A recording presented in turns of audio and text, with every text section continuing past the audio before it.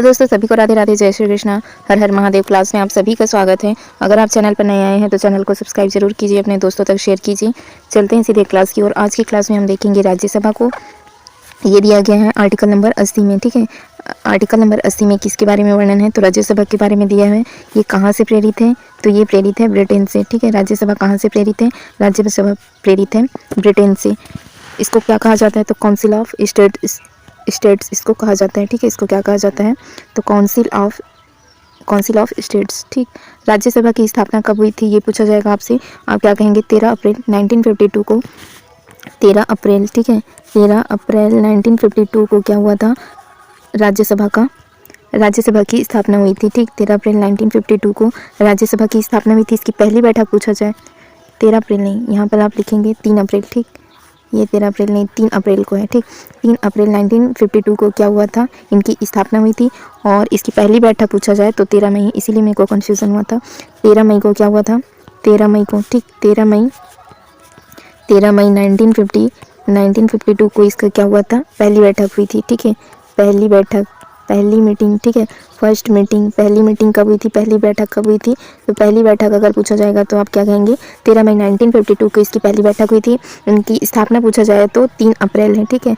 3 अप्रैल को क्या हुआ था? 3 अप्रैल 1952 को इसकी स्थापना हुई थी। इसकी पहली बैठक हुई थी 13 मई को, ठीक, 1 महीने बाद। राज्यसभा सदस्य का कार्यकाल कितने वर्ष का होता है? तो राज्यसभा के सदस्यों का कार्यकाल होता है, ठीक है। राज्यसभा के सदस्यों का कार्यकाल होता है, कितने वर्ष का होता है? तो 6 वर्ष का होता है। किंतु राज्यसभा का कोई कार्यकाल नहीं होता। इस बात का विशेष ध्यान रखेंगे कि राज्यसभा का कोई भी कार्यकाल नहीं होता, यह कभी भी भंग नहीं होता, ठीक। यह कभी भंग नहीं होता। यह कैसा सदन है? यह एक स्थायी सदन है। लोकसभा कैसे है? तो अस्थायी है। लोकसभा भंग किया जा सकता है। लोकसभा का कार्यकाल पूछा गया था तो 5 वर्ष, किंतु राज्यसभा का कोई कार्यकाल नहीं होता। इनके सदस्यों का कार्यकाल होता है, कितने वर्ष का होता है? तो 6 वर्ष का इनके सदस्यों का कार्यकाल होता है। 23 अगस्त 1954 को इसका नाम राज्य परिषद से क्या किया गया? राज्यसभा किया गया, ठीक। 23 अगस्त 1954 को राज्य परिषद से इसका नाम क्या किया गया था? राज्यसभा किया गया था।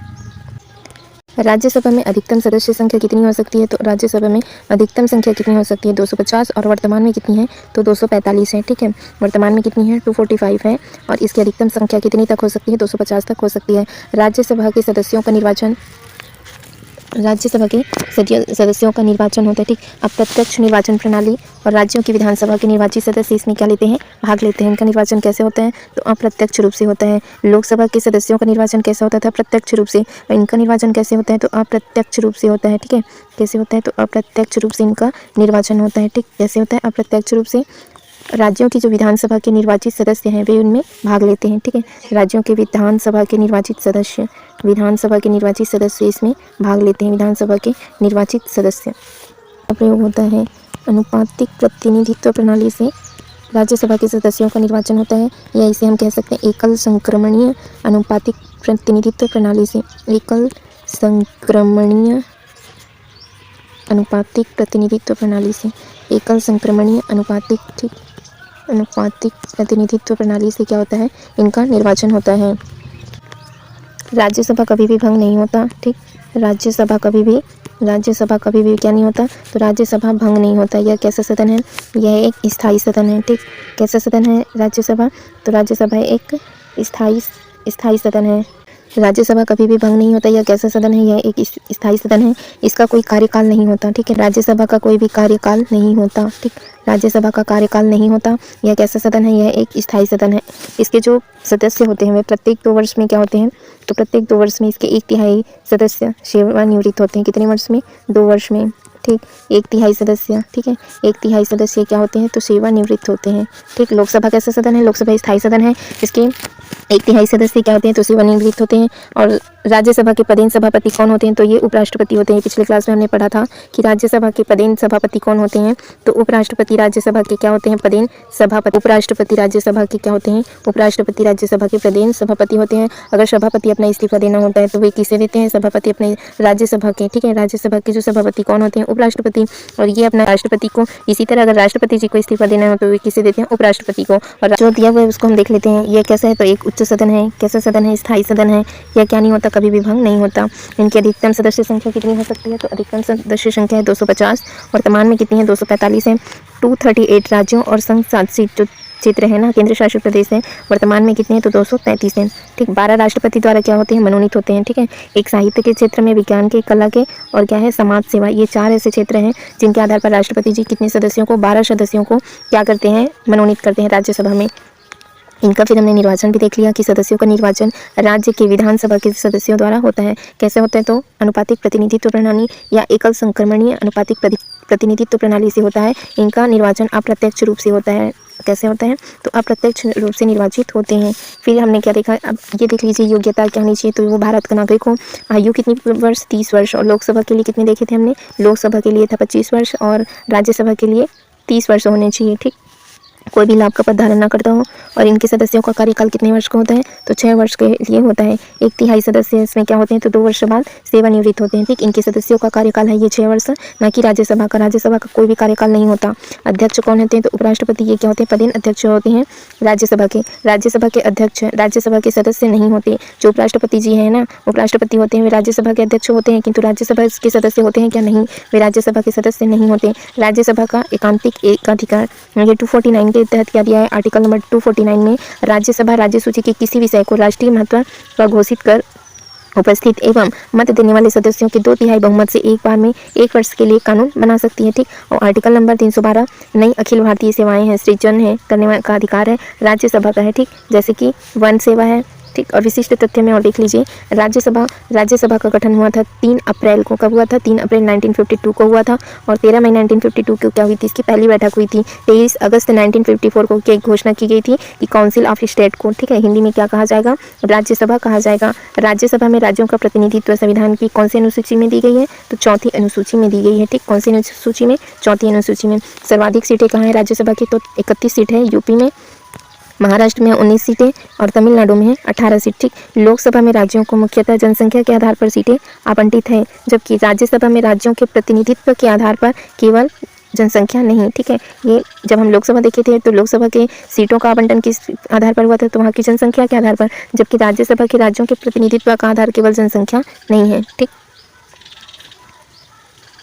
और लोकसभा में अनुसूचित जाति और जनजाति के लिए हमने सीट देखे थे। लोकसभा में अनुसूचित जनजाति के लिए था 84 सीट और अनुसूचित जनजाति के लिए था 47। ठीक, और राज्यसभा में अनुसूचित जाति और अनुसूचित जनजाति के आरक्षण की व्यवस्था नहीं है। ठीक, राज्यसभा में इनके आरक्षण की व्यवस्था नहीं है, केवल लोकसभा में अनुसूचित जाति और जनजाति के लिए क्या दिया है, आरक्षण दिया हुआ है। कौन कौन से राज्य में कितनी कितनी सीटें हैं उसको एक बार देख लीजिए। राज्यसभा सीटें यहाँ पर देखिए, ये दिया है कि राज्यसभा की सीटें देखिए, यूपी में 31 सीट। ठीक, महाराष्ट्र में 19, पश्चिम बंगाल में है 16। ठीक है, बिहार में भी है 16 और तमिलनाडु में है 18। मध्य प्रदेश में कितनी है, 11 सीटें हैं। ठीक, कर्नाटक में है 12, कर्नाटक में 12 सीटें हैं और गुजरात में 11 सीटें हैं। गुजरात और आंध्र प्रदेश दोनों जगह 11 सीटें हैं। ठीक, राजस्थान में कितनी सीट है, 10 सीट है। उड़ीसा में भी 10। ठीक, राजस्थान और उड़ीसा में कितनी सीटें हैं, 10-10 सीटें हैं। ठीक, और केरल में कितनी सीट है, केरल की सीट देखिए, यहाँ केरल में है 9 सीट। ठीक, और तेलंगाना और असम में कितनी सीट है, 7 है। झारखंड में है 6। ठीक, झारखंड और पंजाब दोनों जगह कितनी है,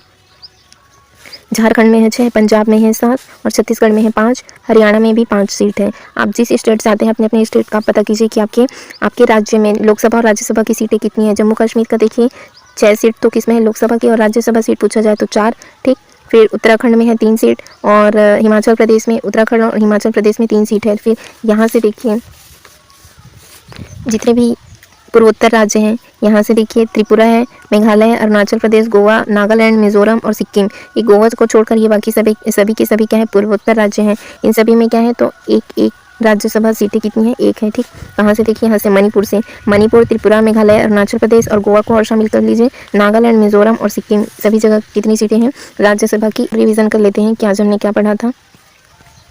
राज्यसभा देख रहे थे हम। राज्यसभा कैसा सदन है, उच्च सदन है, ये कैसा है, स्थायी है, कभी भंग नहीं होता। इनके सदस्यों का कार्यकाल पूछा जाए 6 वर्ष और इसके प्रत्येक में, ठीक है, प्रत्येक 2 वर्ष में इसके 1/3 सदस्य क्या होते हैं, तो सेवानिवृत्त होते हैं।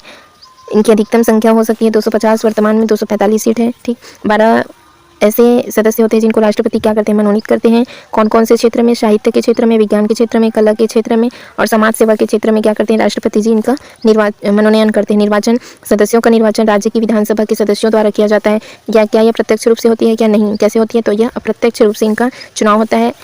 अनुपातिक, एकल संक्रमणीय अनुपातिक प्रतिनिधित्व प्रणाली का प्रयोग होता है। भारत का वह नागरिक हो, न्यूनतम आयु 30 वर्ष हो, दिवालिया ना हो, कोई भी लाभ का पद धारण ना करता हो। ठीक, ये हमने देख लिया था कि सदस्यों का कार्यकाल 6 वर्ष का होता है। 1/3 सदस्य प्रत्येक 2 वर्ष बाद क्या होते हैं, सेवानिवृत्त होते हैं। इनके अध्यक्ष होते हैं उपराष्ट्रपति जी। क्या उपराष्ट्रपति जी राज्यसभा के सदस्य होते हैं, क्या नहीं, उपराष्ट्रपति जी राज्यसभा के सदस्य नहीं होते, वे राज्यसभा के क्या होते हैं, अध्यक्ष होते हैं। राज्यसभा का एकांतिक अधिकार देखिए 249, राज्यसभा राज्य सूची के किसी विषय को राष्ट्रीय महत्व का क्या कर सकती है, घोषित कर उपस्थित एवं मत देने वाले सदस्यों के 2/3 बहुमत से एक बार में 1 वर्ष के लिए भी क्या कर सकती है, कानून बना सकती है। 312 में क्या है कि नई अखिल भारतीय सेवाएं सृजन करने का अधिकार राज्यसभा का है, जैसे वन सेवा के लिए। ठीक, अब ये हमने देखा कि राज्यसभा का गठन हुआ था 3 अप्रैल 1952 को और 13 मई 1952 को इसकी पहली बैठक हुई थी।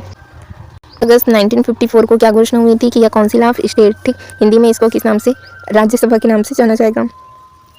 राज्यसभा के सदस्यों का प्रतिनिधित्व संविधान की कौन सी अनुसूची, 4थी अनुसूची में दी है।